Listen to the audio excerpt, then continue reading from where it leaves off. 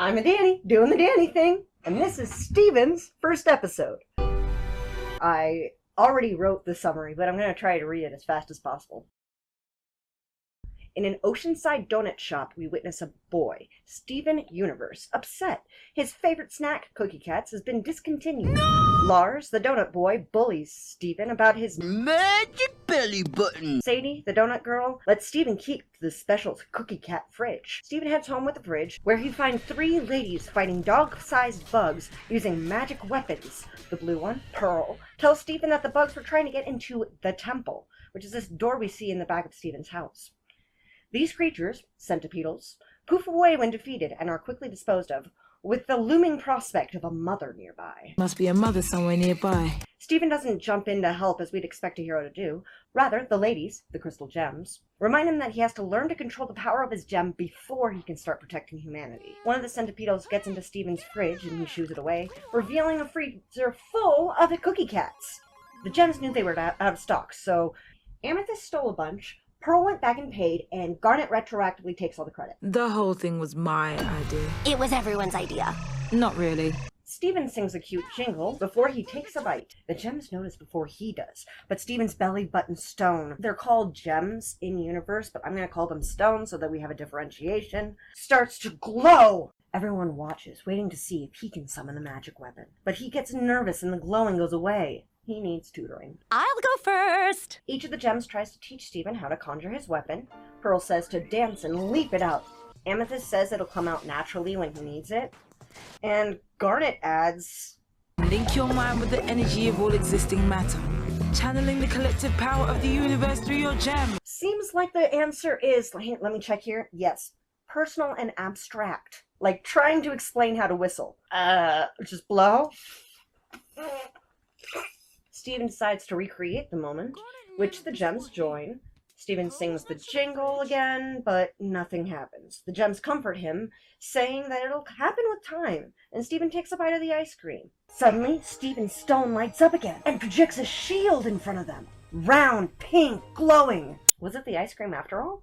What's in these things? Again, it happens before he even sees it, and as soon as he does, he loses control. The shield ricochets around the house before embedding itself in Steven's TV and disappearing. With that, we see the shadow of the aforementioned mother crawl across Steven's house towards the beach. The gems rush out to fight it, telling Steven to stay back, but he wants to help. The apartment-sized centipedal is super powerful and is quickly able to pin the three gems behind a statue of sorts, coming back to it using acid breath.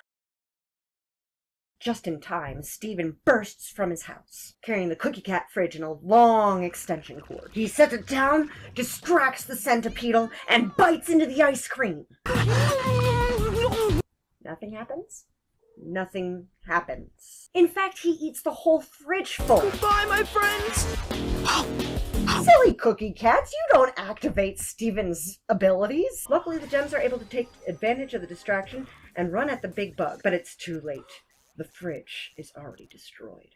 Fueled by rage, Steven swings the fridge at the centipedal, electrocuting the thing in a giant explosion and poofing it. There's nothing left of the creature but a ball-like stone. Garnet magics a bubble around the stone and kind of teleports it away. Steven puts on a memorial for Cookie Cat, which is now fully dead since he ate them all, and apologizes to the gems. But again, they support him. The episode ends on Steven getting a stomachache from eating too much ice cream. I think I ate too many Cookie Cats.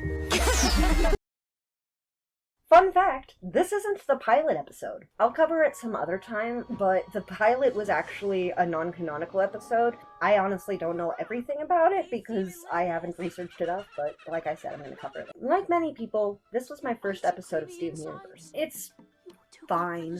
Really, if I'm going to start the series over, I tend to binge the first several episodes because the best characters and the best plot points come later on. Still, it's not bad.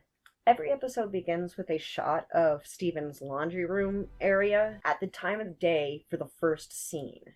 It's really fun if you watch it. So if the episode starts at sunset, that it's going to show the title screen at sunset. Not only is it a fun shot, but it also sets up some information about the world.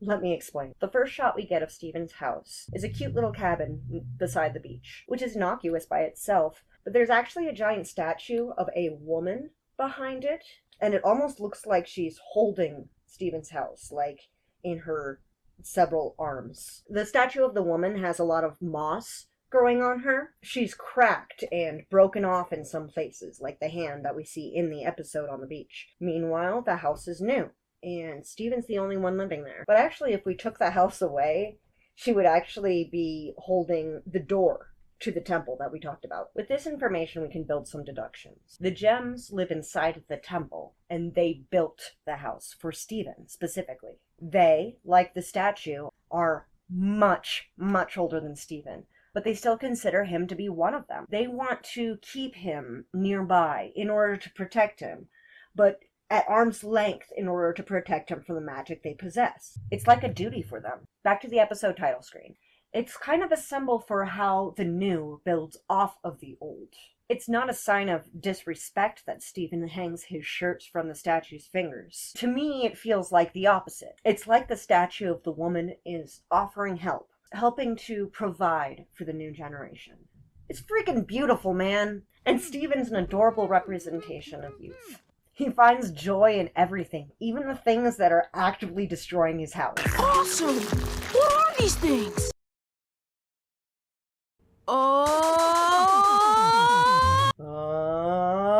Cookie Cat is an adorable jingle meant to, well, sell kids ice cream. It reminds me of the old cereal jingles from when I was a child. When you're a kid, you memorize them just because they come on all the time. And I think this song is partially ad-libbed. Steven does a sort of funny voice at the end of it. Now available at Gervin's off Route 109. That last line isn't even in the soundtrack. In any case, the whole song comes with different animation style, as if Steven's producing the commercial from memory. I'm going to be rating the episodes as I cover them by the characters, the world building, the plot, the art and animation, and the gasm factor. I will not be explaining the gasm factor. Characters! Everyone that is introduced gets a solid intro that demonstrates their character, which is a huge win for a pilot. Oftentimes, the first episodes will overshoot or undershoot the personalities for the sake of jokes, but in this, no one feels out of character. I do wish that we get more of an idea of Garnet, though. She kind of comes across standoffish. Yes. 7 out of 10. World. This is clearly set in some sort of alternate Earth, where humans are just normal people, but now there are gems and gem-like creatures around. The artists do a great job at giving us a layout, too. There are shots of the town, the temple, Steven's house, how everything relates to each other. My one quibble is about the centipedal. It displays a sort of breeding power that never really gets explained, how it works, or even really done again. And no one else seems to have this power. I'll give it an 8. Plot. Yes, it's the first episode, and I should be lenient, especially in this category. But there are some essential gaps. The characters never really bring up Steven's mortality, or why they have to use kitty gloves with him, or even why the gems just seem to do whatever Steven wants. Okay, Your Majesty. I mean, if they were going to do even one thing to introduce Steven's character, it'd be displaying the painting in his house, but they never even do that. Sorry, Steven, this one gets a 4. Art and animation. This is going to be one of the lowest scores of the series, just because it's a fact of pilots. It takes a while for character designs to settle in. For example, Garnet looks kind of squat to me, and Pearl has a super stretched out head. But I love the animation from the get-go. Each character has their own way of even walking that demonstrates their personality.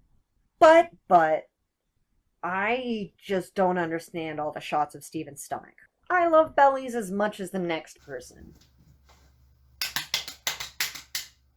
And they have to show his stone, but it started making me feel conscious about my tum-tum. 3. Gasm factor. Just look at that throw! Now available nowhere. 8.